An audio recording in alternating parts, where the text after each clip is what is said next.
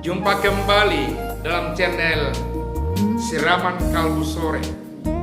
Hari ini 26 Agustus 2020, hari Rabu yang penuh ceria. Mari kita berdoa. Bapa di sorga, Engkau yang ajaib, Engkau yang benar, Engkau yang berkuasa. Firman-Mu senantiasa menyegarkan hati pikiran hamba-Mu. Berfirmanlah Engkau kepada kami, karena kami mau mengikuti sabda-Mu. Dalam nama Yesus kami berdoa. Amin. Mazmur 26 ayat yang ke-6 sampai ayat yang ke-13, yang dalam firman Tuhan terjemahan lain sampai ayat 12 dikatakan firman Tuhan demikian. Aku membasuh tanganku, tanda tak bersalah, lalu berjalan mengelilingi mesbah-Mu, ya Tuhan, sambil memperdengarkan nyanyian syukur dengan nyaring dan menceritakan segala perbuatan-Mu yang ajaib. Tuhan, aku cinta pada rumah kediaman-Mu dan pada tempat kemuliaan-Mu bersemayam. Janganlah mencabut nyawaku bersama-sama dengan orang berdosa, atau hidupku bersama-sama orang penumpah darah, yang pada tangannya melekat perbuatan mesum dan yang tangan kanannya menerima suapan. Tetapi aku ini hidup dalam ketulusan. Bebaskanlah aku dan kasihanilah aku. Kakiku berdiri di tanah yang rata. Aku mau memuji Tuhan dalam jamaah.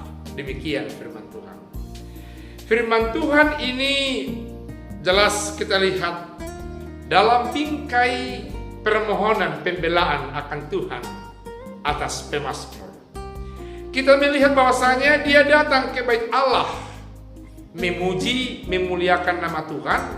Sebelumnya dia mencuci tangan, memperlihatkan kepada kita betapa pentingnya kita mau membersihkan secara fisik badan kita semuanya, baru kita masuk kepada bait Allah. Sekalipun dikatakan yang terpenting adalah batin, hati yang terdalam, bagian hidup kita yang terdalam ini, namun yang jelas dalam pemazmur ini disaksikan kepada kita bahwa Daud mau masuk ke bait Allah, pertama sekali dia membersihkan tangannya. Dikatakan dalam ayat 6 demikian. Aku membasuh tanganku, tanda tak bersalah. Tak bersalah berarti tak kena yang najis, tidak kena virus dengan yang lain. Apakah ada bapak ibu yang masuk ke bait Allah hari Minggu atau masuk ke rumah orang tanpa mencuci tangan? Hati-hati.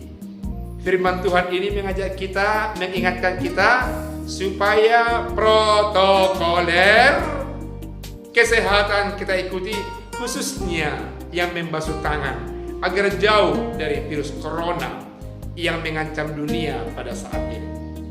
Namun pada kesempatan ini Daud mengatakan bahwa dia membasuh tangannya pertanda tak bersalah, karena begitu banyak orang di sekitar kehidupannya yang kita lihat tadi bersalah, membunuh orang, mesum, menerima sogok, yang semuanya dikategorikan adalah orang yang beraib, orang yang berdosa, orang yang tidak layak masuk ke hadirat Allah Bapa di sorga, yang tidak layak menghampiri bait Allah, memuji dan memuliakan nama Tuhan. Karena itulah pemazmur dalam kaitan ini Daud, dia minta pembelaan kepada Tuhan, dia menyerah, dia terbuka dalam segala hal, termasuk isi hati dan pikirannya. Mau dia telanjangi habis-habisan, memperlihatkan ketulusan dan kekudusannya, menyembah, memuliakan nama Tuhan. Saudaraku yang kekasih, firman Tuhan ini mengajak kita sebelum berangkat ke bait Allah memuji Tuhan, tinggalkan dulu hal-hal yang najis dari pikiranmu, dari pendengaranmu, dari hatimu, dari ungkapanmu, dan secara total kehidupan ini jauhkan dari yang najis, hindari yang tidak baik. Lalu status kita secara fisik sekalipun harus memperlihatkan ada yang suci, ada yang tulus, ada yang kudus untuk memasuki bait Allah pada saatnya, pada setiap saat yang ditentukan oleh gereja kita dalam kehidupan kita berjemaat.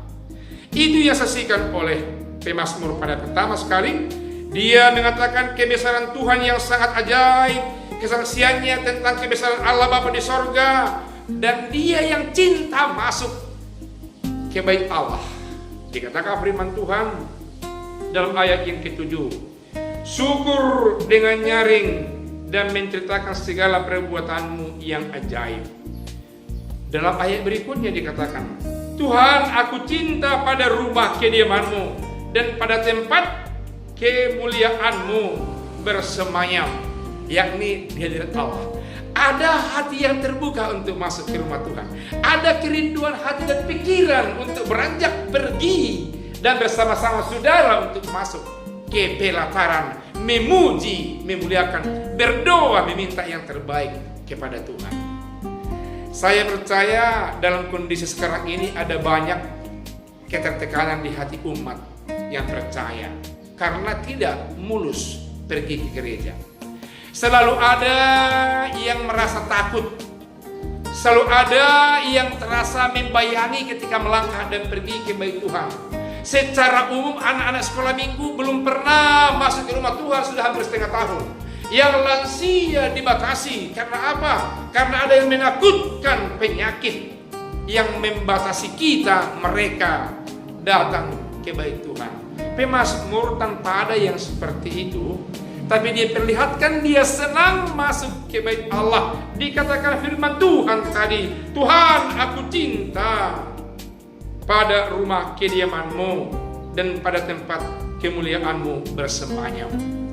Bukankah iman percaya kita mengakui bahwa di bait Allah, di gereja, ada Allah bersemayam? Sebabnya kita datang dengan rindu, dengan tulus, menumpahkan kerinduan kita dalam bentuk nyanyian, bersorak-sorak, meninggikan, memuliakan nama Tuhan sebagai bukti bahwa kita sudah diberkati oleh Tuhan. Berikutnya dikatakan pemazmur dalam ayat 9 sampai 10. Dia bermohon. Apa yang dimohonkannya? Dikatakan demikian, janganlah mencabut nyawaku bersama-sama orang berdosa, atau hidupku bersama-sama orang penumpah darah, yang pada tangannya melekat perbuatan mesum dan yang tangan kanannya menerima suapan.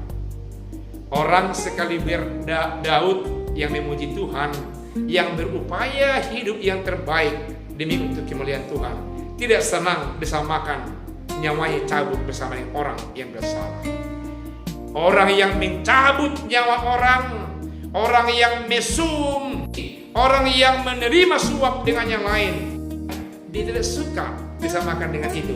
Makanya dia berdoa kepada Allah Bapa di sorga. Saudaraku yang kekasih, hindari perilaku yang seperti itu. Jika ada yang melakukan seperti itu, saya segera saat ini, detik ini, bertobatlah dan tinggalkan kelakuan jahat yang seperti itu. Karena Tuhan tidak berkenan untuk menerima orang yang kotor, yang jahat seperti itu.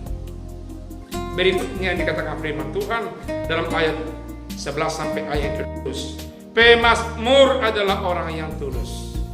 Pemazmur Daud adalah orang yang tulus, orang yang baik, orang yang sungguh-sungguh mau dekat kepada Tuhan. Ia meminta pengasihan Tuhan dan ia mau agar Tuhan senantiasa berkenan kepada semua kehidupannya. Karena itu dia selalu memuji, memuliakan nama Tuhan. Tinggalkan yang jahat, tinggalkan yang tidak berkenan kepada Allah, tinggalkan yang tidak membuat kita lolos masuk dalam kerajaan Allah. Sebaliknya, puji, muliakan, besarkan nama Tuhan dalam semua gerak kehidupanmu, dari semua aspek kehidupan yang ada di dalam perjalanan kehidupanmu. Firman Tuhan yang singkat ini senantiasa memberkati saudara-saudaraku. Amin. Mari kita berdoa. Terima kasih atas sabda yang memperlihatkan apa yang Tuhan kehendaki. Tuhan menghendaki kami agar kami rindu masuk ke bait-Mu, rindu akan pelataran-Mu, kami bisa memuji, memuliakan-Mu, membesarkan nama-Mu. Dan Engkau tidak suka atas orang-orang penjahat. Kiranya firman-Mu lewat kuasa Roh Kudus-Mu di dalam nama Yesus Kristus mengingatkan kami agar kami meninggalkan segala sesuatu yang tidak berkenan di hadapan-Mu, agar kami dengan tulus dan mulus bisa memuliakan nama-Mu dan Engkau semakin memberkati kami. Dalam nama Yesus kami telah berdoa. Amin.